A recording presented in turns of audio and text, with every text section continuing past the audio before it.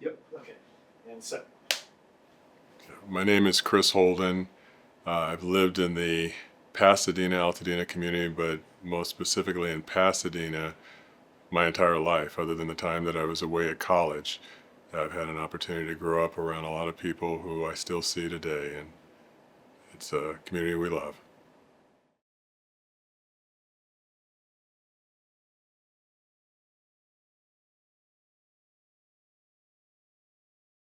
Oh, well, it goes back to when my mom was at Pasadena City College. She met my dad there.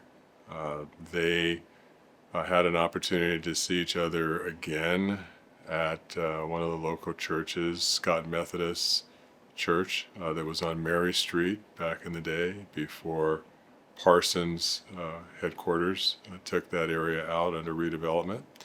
And they married. My dad, Nate Holden, and my mom, Louise Holden. My mom came from Alabama. My dad came from Macon, Georgia, and they found themselves here in the Pasadena area, and the rest is history. So, growing up in Pasadena, obviously you become part of the history of why people love this community and love this area, even at times when there was transition in the air and there was a need to see representation happen at a level that it had not happened previously. So, as a member of growing up here and serving in public office, attending public schools, and then serving in public office, I was elected to the city council in 1989. I first ran for the city council of Pasadena in 1996, or thereabouts. As it turned out, that became a learning opportunity for me. I did not win that race, but I stayed active and engaged in the community, and then in 1989 I was elected to the city council. I've served nearly 24 years on the city council from 1989 to 2012, and I was a member of the airport authority out in Burbank as a part of that time and service. Pasadena was an exceptional place to be able to cut your teeth on local politics, and I was able to do that. I was chair of finance committee. I then became mayor of the city through the rotated mayor system back in the day, and took on a lot of important projects, bringing a health clinic to North Fair Oaks, now known as CHAP Hair Care. Was also very much a part of the redevelopment of Northwest Pasadena when we had a redevelopment plan, bringing supermarkets into the area, affordable housing, bringing new development to Old Pasadena, bringing light rail into the region, and then I was elected in 2012 to the California State Assembly, where I served 12 years, and in that capacity, I was chair of the Appropriations Committee. I was also chair of Utility and Energy, and I was at one point majority leader. So all the time that I was in legislature, I had the privilege of serving in leadership. I chaired the California Legislative Black Caucus and had an opportunity to do some really meaningful legislation and to make the community better and to also make the state on the cutting edge of important progressive legislation. Well, there's a sense of harmony between the two communities that like to be separate. That makes sense. They love their independence and autonomy. Certainly Altadena does never want to become incorporated into the city of Pasadena, and that was attempted in conversations, community conversations over the years. But Altadena has its very unique community feel where it's a neighborhood community, not looking to be anything more than that. Pasadena has obviously grown to have international status, primarily through the Tournament of Roses and parades and Rose Bowl games and activities that Pasadena has become known for on the world stage, hosting World Cup soccer. But we also share so much between Altadena and Pasadena with the school districts and people that I knew growing up in this area. We got to know each other because of the unified school system and all attending pretty much the same schools over the years. And you develop your friends from the Pasadena area that's attending Pasadena High School, or John Muir, Blair, or Marshall. So there was always this rivalry, but yet connectivity, including Sierra Madre under that system. But we also shared so much in terms of the sports programs that everyone participated in, church activities that everyone gets linked to, and all kinds of civic activities over the years that just bring the community together in terms of people like it's one community. And I think that's what's important, and that's what is notable. And by all accounts, many people outside of the Pasadena, Altadena community always thought of Pasadena and Altadena as one community and just referred to us as Dena. And that's how we also saw ourselves too, but yet distinct and different areas that respected the uniqueness of each community brought.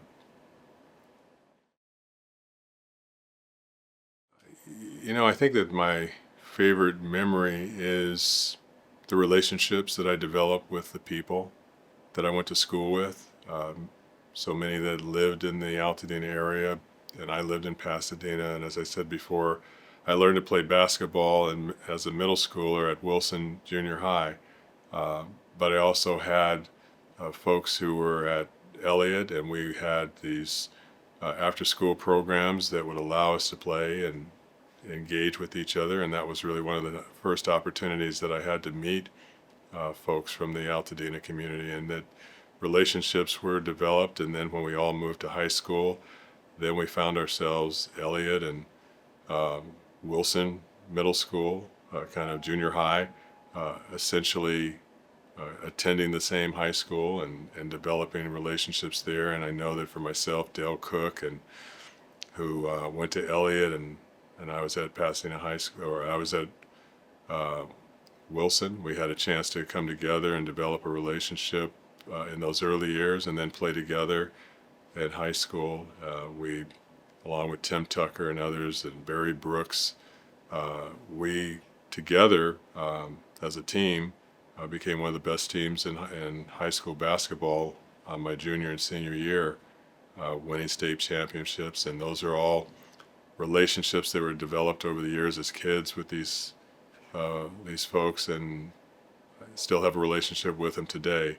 So it's enduring, and we obviously shared some deep memories that we'll never forget. And so it's the people, I think, that I would assign to having the greatest connection and memory of what it was like to have a Pasadena-Altadena connection.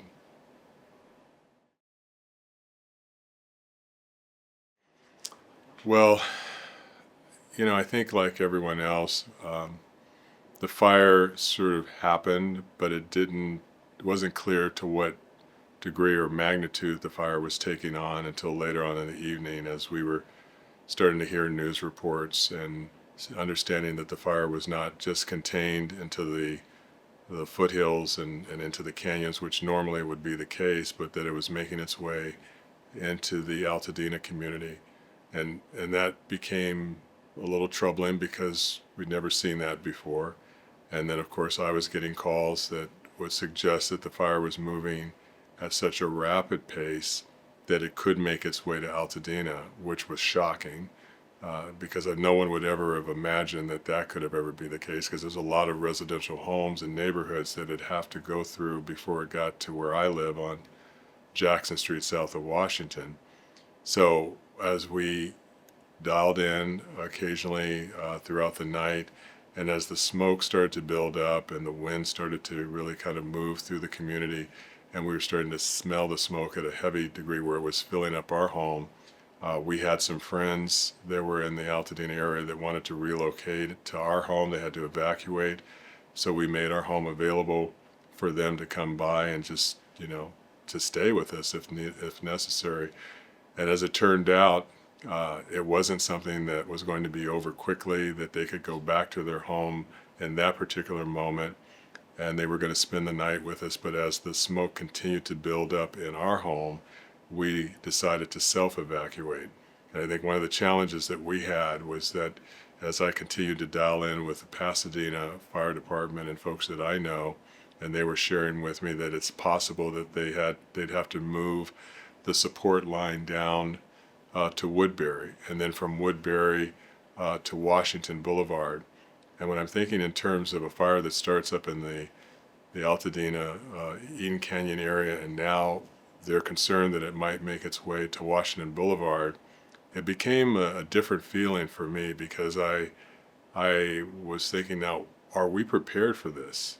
Are we, as my family and my home, are we prepared to make sure that our home is not going to catch fire? And that was something that I initially thought was not even imaginable. But as the evening wore on, and because the smoke became so intense, and the prospects, as remote as it may have sounded initially, were that the fire could make its way to our neighborhood, then we self-evacuated. We never got an order to evacuate, but we had some seniors in our home who had relocated from their home in Altadena, and we were able to find a hotel in downtown Los Angeles. And from there, it was later in the evening, and so we rested, and then the next day realized just how devastating the fire had become, and just how far down into the Pasadena area it had made its way, crossing over Woodbury. And I think that that whole notion of thinking that something could never happen, and then find that here was a situation that it had not only spread to out of the canyons, but had really made its way down through Altadena in such a erratic pattern, and how it had spared some homes and devastated other homes across the street, and then seeing how it also impacted around my church area on Lincoln and Woodbury. It became real that this was something, not just a fire, not just a wildfire, but a historic fire that was a killer and impacted on not just the Altadena community, but the Pasadena community as well.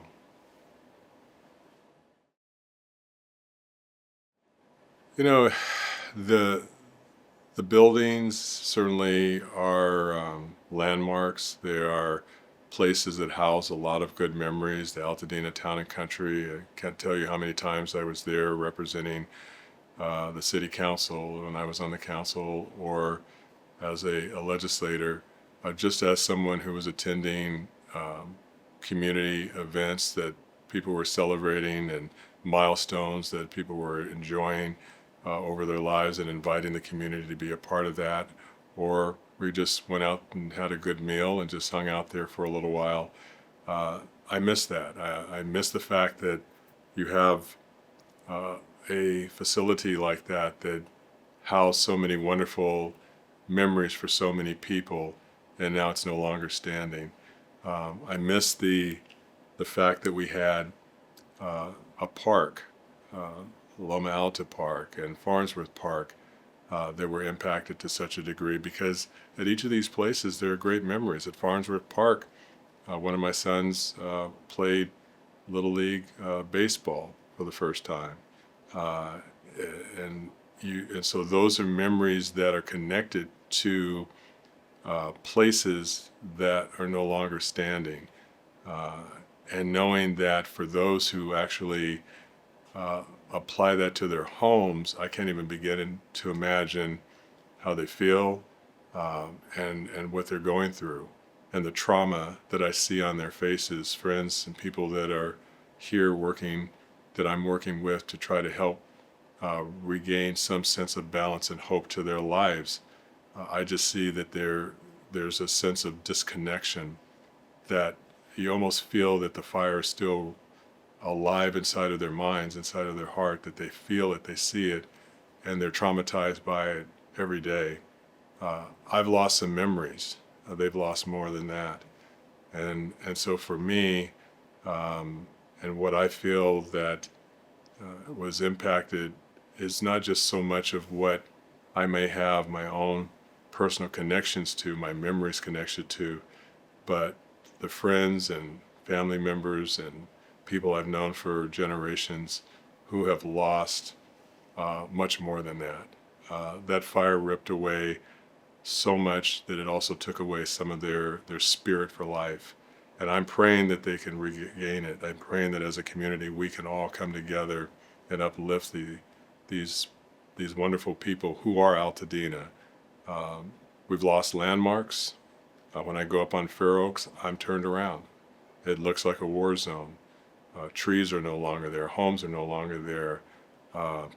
You didn't even have to look at the directional sign to know what street you're on. You just instinctively knew. Now, everything is just a wasteland to a large extent. And that is something that has really, it's going to take a long time. Even when Altadena starts to rebuild, it's going to take a long time to recover and heal from the devastation that fire has had, not only on the physical of our community, but on the mental, the psyche, and the well-being of so many we love.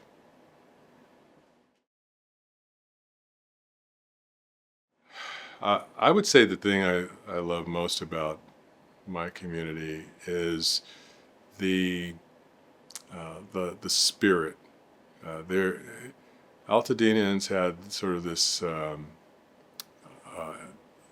don't tread on me attitude, but at the same time, we are one community, and we're a community that looks out for each other.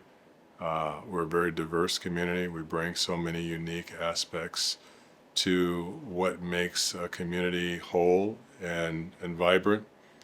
And as I say, I miss seeing the sparkle in the folks' eyes who were excited about the new project, the new battle to fight, the new challenge to take on, the new ideas of making Altadena continue to be a community of improvement, a demonstration of solidarity and unity, to one that is struggling right now to get its equilibrium, and that is that's very disheartening. But I will say that it is a community of resilience, and notwithstanding the fire and the impact that it had on so many on January the 7th, and the struggle ahead has been in the ensuing 6 to 7 months. I am starting to see the fight reemerge. I am starting to see the sense of regaining a focus and a determination to make sure that the community does rebound, that there is a desire to not look for help outside of the power that is the people of Altadena, and those who are joining in, locking arms, and being a resource to make sure that they move forward in a positive and productive way. So I guess at the end of the day, the resiliency is starting to show through, and that is encouraging, because there is a willpower that's rising back up, that's deciding that they're not going to be defeated, that they're going to overcome.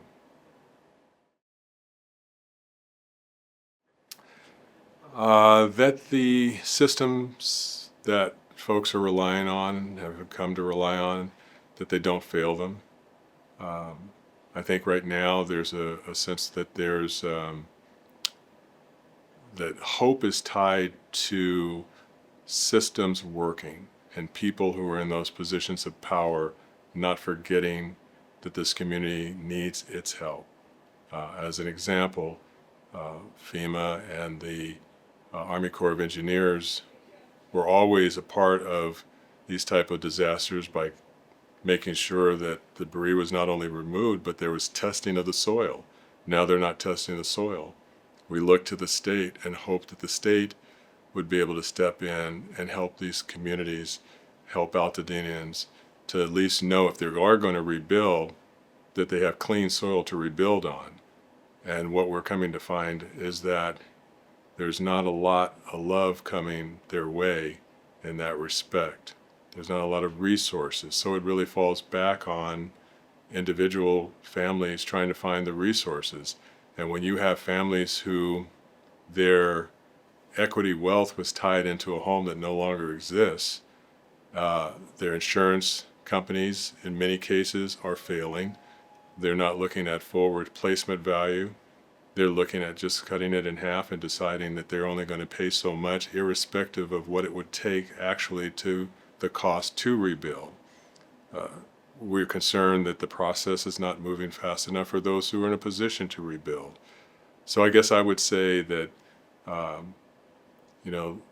my concern is that the systems that folks are going to need to be there for them so that they have a smooth, clear path to rebuild, that the financial institutions that are saying to them now, we need to be repaid on our forbearance, that's failing them.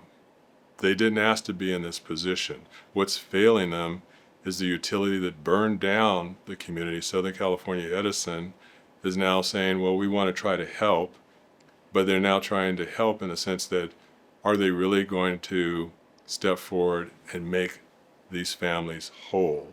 Or are they looking to just catch them in their most desperate hour and then take from them even more by offering them only pennies on the dollar, not taking into consideration the fact that they have anguish and pain that they're dealing with because they had to flee their home as their home was burning, that will leave a scar on their minds and their heart forever.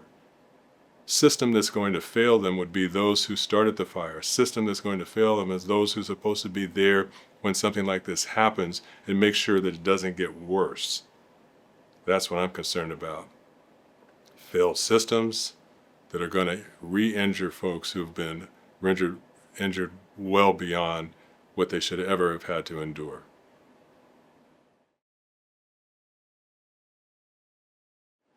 Yeah, as I say, resiliency. I see communities forming coalitions, nonprofits popping up all over the place, and groups that are providing information and sharing information as they learn about resources that may be available and trying to keep the community plugged in to the various stages of what recovery looks like. And I think as we move more into the recovery and the rebuilding, I think that that's going to be a very important silver lining, that there are those out there that said, as I've heard once, Superman isn't coming to help you.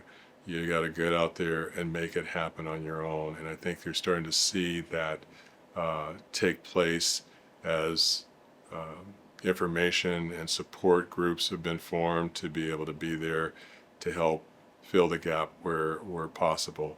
And that's the definition of community.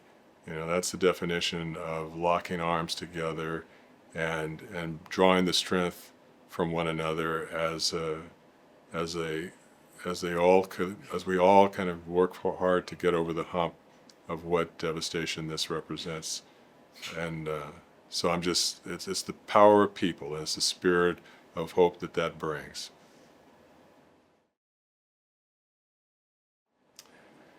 Well, I would like to see that those people in the community, the families who lost so much, that they be given an opportunity to rebuild without further hurdles to clear or barriers to make their way through. It's becoming harder and harder, it would seem, for those to hang in there and go the distance. And these are families that it might be very hard to see come back to form that which was legacy to Pasadena in terms of diversity and cultural exchange, that survives. When you find yourself in a situation where an entire community has burned down, how do you recoup the spirit of that community if you lose the people who were there, who were pioneers to the area, who were long-standing, who passed their property down from generation to generation? I don't want to see that lost, and I don't think anyone does. But unless there is a change and unless there's some relief for people to hang in there a little bit longer, to allow us to get down the road and to make sure that some resources can make their way from the utility to kind of get them back to a whole, to allow the system to move quickly so that they can process applications through the government and allows them to get back on their property and build quickly. To also see some resources come forward that allows them to clean the soil and to not be further injured by what this fire has already done. So I see the future as being one where it can move in the direction, and I'm hopeful that it will. Well, communities of people who right now, the elderly who are getting to the place where they just aren't sure they see where it's in their best interest to hang on any longer. And I'm very concerned of what that means in terms of that, that family being able to continue to call Altadena home as we move forward. Only hope and fighting and pushing and prodding and hoping that there will be some relief that continues to come their way, that we can get some early decisions and what a court case might look like that will move things along faster than what's normal. We need divine intervention to some degree, I would say, but I'm always a hopeful person. I will remain hopeful, but these are some trying times, and we need a little good luck to move our way as well. I've never seen. I know that there have been fires in California, and there have been some catastrophic fires that have impacted on communities. Many of those communities and families lived in, the high fire risk area. Altadena was not a high fire risk area. So one has to ask the question, since we have a good idea of how this fire started, will the utility be more responsible going forward? For those who are watching this decades from the time that this fire has happened and impacted on so many lives and people who were so much generationally connected to Altadena, are they being more responsible as a utility? Are they treating safety at the level that they should have been treating it at on January 7th, 2025? Did this fire have to happen? Could they not have just shut off the power? Wasn't that possible? Wasn't that an alternative? Everybody knew high winds were coming. So my hope is that as we continue to move forward, knowing that we need these electrical companies to be in place, hopefully this is the time that they will say, we're going to change. We're going to be ones where our culture is not going to be shareholders first and safety last. That our culture is going to shift, and we're going to be more responsible so that we never, ever have to see an Altadena Eaton Fire disaster ever happen again. That's what my hope is. That's what I want to see happen. Because if not, lessons learned, then mistakes will happen again.